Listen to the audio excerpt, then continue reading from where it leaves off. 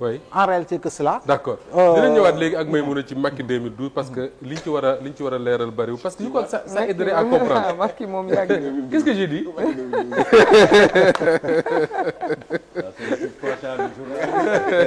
C'est le subconscient du journaliste. Merci beaucoup. Alors, malheureusement on a voté mais on n'a pas participé à Macky 2012. Alors professeur. ñaar ñi ñu bari dañ doon wax ne c'est des frères siamois. seen ànd jiitu na sax Pastef ñu bari bu les analystes politiques doon wax ne Sénégal jaar na fi diggante Senghor ak Mamadou Dia ci yeneen i réew gis nañ fa yeneen modèle yoo xam ne day dem di wane rek ne dénkaane nguur wóorul dañ daan wax oui y a l'exemple Medvedev Poutine qui a plutôt réussi mais tey bu ñu toogee ba ces frères siamois là qu'on en arrive à cette situation là est-ce que nekkuñu di jox dëgg ñi nga xam ne dañu mas a yëg ne les hommes politiques lu leen intéressé mooy nguur buñ ci jotee lu nekk mën naa xew seen diggante. waaw merci Moustapha loolu xam nga soo waxee à l'épreuve du pouvoir livre bi ma yore Djibril Samb dafa am lu mu bind mu ne je ne peux pas dire qu'il n'y a pas de pouvoir juste mais son adresse est introuvable. adresse ba ngay fekk pouvoir juste et introuvable gisu ko xam nga Ablaye peut-être que diggante Senghor ak Mamadou Dia c'est vrai que amul woon affinité bi am diggante Ousmane Sonko ak président Diomaye mais amoon na diggante Habib Thiam ak Abdou Diouf. bañ tuddantey doom. boo liiree comment s'appelle encore le livre de les mémoires par devoir et par amitié. par devoir et par amitié. wax na ci ne mook Abdou Diouf toog nañ juróom benn weer yoo xam ne dañuy dajee ci couloiru palais yi duñ tuddante Habib Thiam ak Abdou Diouf moo ko bind Jean Collin nekk seen diggante te dafa mel ni Jean Collin boobu tey dafa jël beneen visage. ah oui ak beneen couleur ak même beneen genre.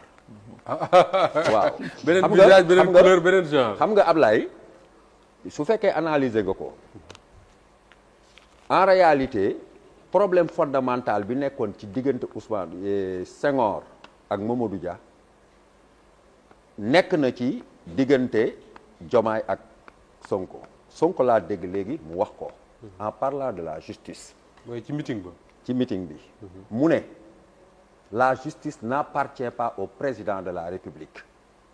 La justice n'appartient pas au premier ministre ni à ces magistrats qui sont dans leur bureau. Et on fera de telle sorte qu'on mette des magistrats qu'il faut à la place qu'il faut parce que ñi nekk fii ils sont pas bons. Il l'a dit moom moo ko wax. Ça veut dire que il reproche aujourd'hui te yàgg na ko wax à Diomaye de jouer le jeu de l'injustice. Parce que boo ne ñi nga fi teg defuñ seeni liggéey il faut mettre les magistrats qu'il faut à la place qu'il faut nit ñi mën nañ lire.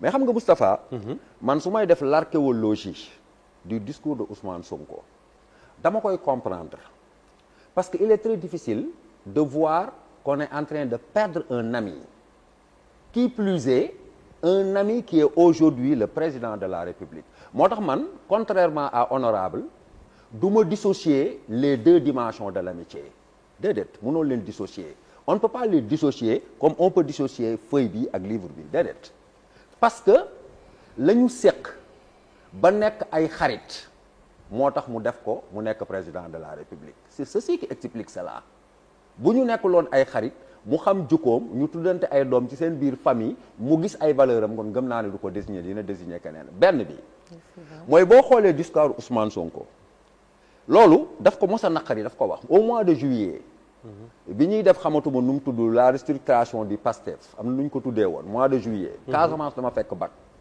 daf ne li ñu war a njëkk a wax mooy ñiy wër Diomaye bëgg ko tàggale ak ñun c'est la première chose que Ousmane Sonko a dit tey keroog méga bi wax na ko mu ne nañu xam ni Diomaye tey ñu ngi koy wër pour bëgg di ko tàggale ak nit ñi ak le parti mais xam nga li gën a grave ñoom ñaar ci seen désaccord mooy un désaveu public loolu ñun fii sax ci fi ñu nekk nii plateau bi am na loo xam ne nii tey man mënuma ko désavouer présidente wala Ablaye wala yow or Ousmane Sonko dafa taxaw mu ne dans la coalition Diomaye président le PASTEF est majoritaire et du am beneen coordonnatrice bu dul Aïda Mbodj moom moo ko wax publiquement. Moi je me pose la question à quoi sert cette déclaration.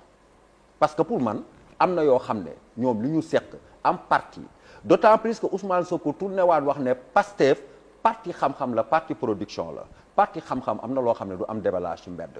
Finalement nekkatul problème mu xam-xam problème mu raisonnement lay doon problème mu résonance lay doon nekkatul problème mu raisonnement Ousmane Sonko il raisonne il ne raisonne pas de ce point de vue là. Mais bi mu ko waxee.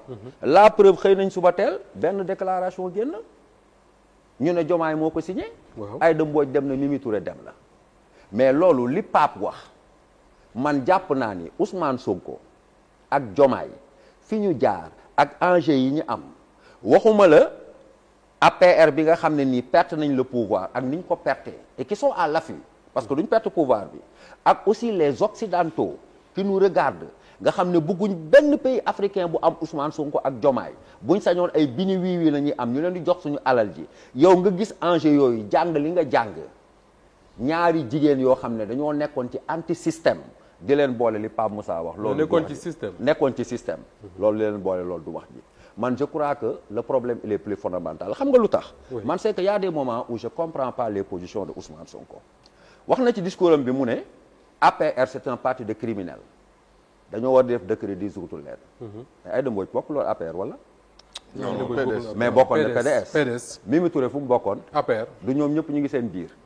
donc c'est-à-dire que man demi volonté boobu laa mënut a comprendre mais gis nga l'un dans l'autre. pour terminer ñi nga xam ne dañuy bëgg diggante Diomaye ak Sonko yàqu ñooñu ce sont les pires ennemis du Sénégal. ah oui à ce point. waaw man noonu laa ko gisee duma patriote. dañoo bañ Sénégal. waaw. non patriote nga doo patriote. non xam nga léegi. mbedd mi boo nee patriote. oui jàpp nañ ni patriote baat bi mi ngi doog a judd ci dictionnaire. avec Ousmane Sonko parce que sànq ba tey mi ngi wax les patriotes. sànq yow bi ngay wax les patriotes xam nga tu parlais. de gens bien précis boole woo ma ci woon. non si boole woo ma ci parce que dama ànd ak ay patriotes donc bu ñuy wax patriote waa Pastef la loolu nañ ci d'accord rek mais man je veux dire que man bokkuma seen parti. mais man tam bokkuma seen parti. mais patriote la waaw mais Ousmane Sonko comme yow patriote nga. Ousmane Sonko dafa wax loo xam ne mu ne. peut-être que c'est exagéré. mu ne même Sénégal sax mënuñoo fay Pastef. il a dit dans son discours man je me demande parfois moom est-ce que buy wax. dina contrôler ay moom wala dafa mel ni un jeune boo xam ne da nga am fugg rek lu la neex nga wax même Sénégal sax pour du ñoo fay Pastef moo mënta fay Sénégal wala Sénégal ñoo mënta fay Pastef il faut se poser cette question. xam nga dafa am ay wax yoo xam ne soo koy wax nga fàtte ne booy wax ay millions de personnes ñoo lay déglu te ñi lay déglu ëppoo ñëpp xam-xam am na ñoo xam ne ñu ngi seeni nopp te am na wax bu sew boo xam ne rek mën nañ la cee xeeb wala ñu teg la de côté. mais gis nga l'un dans l'autre. oui yaa ngi doon wax ne ku bëgg ñu tas. parce que bëggoo Sénégal waaw bëggoo Sénégal xam nga lu tax. parce que man dama jàpp ni ñoom ak seen discours ak ni ñëwee fii ak action yu ñuy teg ak li ñuy wax ce sont des gens qui en veulent comme disait Bakary Domingo Mané vraiment bëgg nañ Sénégal jëm kanam. mais nag dafa am ñoo xam ne nii depuis 1960 dañoo inverser les 3 P le peuple le parti et la personne. ñoom ñu def ko. le parti boo mos a nekk ci kaw le parti socialiste a compté plus que le Sénégal le PDS et l'APR ont compté plus que le Sénégal. Macky Sall et Ablaye Wade ont compté bañ ne dañu doon wax ne benn constance moo fi am. ñi ci des ñëpp ay variables lañ. ñoom ñu ñëw bëgg a renverser rôle yi mais je crois que il faut ñu dimbale leen ci loolu mais dafa am loo xam ne nag boo bëggee ñu dimbale la ci. doo dajale ay nit ay millions de personnes di toog ngay wax lu la neex fàtte ne yow premier ministre nga d'ailleurs man li ñuy wax différence boobu séparer le chef du parti du président de la République en théorie mën naa nekk mais dans la pratique. Diomaye quand il se déplace aujourd'hui tey Diomaye bu doon génn fu muy munti dem ci kaw suuf mais motaar yi dañ koy dar. oui est-ce que on peut dire que non dafay dem politique bu ko motaar yi topp fu muy mënti dem il amène l'influence du président de la République. tey bu ne cëpp woon fii ñëpp dañuy ñëw dem jox ko loxo c'est pas parce que c'est le chef de parti parce que c'est le président de la République donc en théorie dañ koy séparer mais dans la réalité. moo tax Ablaye Wade da doon wax. je termine là mu ne. ku bëgg a développer réew évidemment il ne l'a jamais respecté. Diomaye l'a respecté. boo nekkee chef de parti. bind na ko dans un destin pour l'Afrique. boo nekkee chef de parti nekk président de la République conflit d'intérêt moo lay jàpp tout ton mandat c'est irréversible moom moo ko bind. mais Diomaye l'a évité jusqu'à présent donc bu bëggee nekk chef de coalition comme ni ko Pape Samba waxee. day daanuwaat ci non dinañ ci ñëwaat léegi Diomaye chef de coalition ou chef de parti alors Maïmouna am na ñu ko fi jot a wax léegi mooy li tax mbir mi éclaté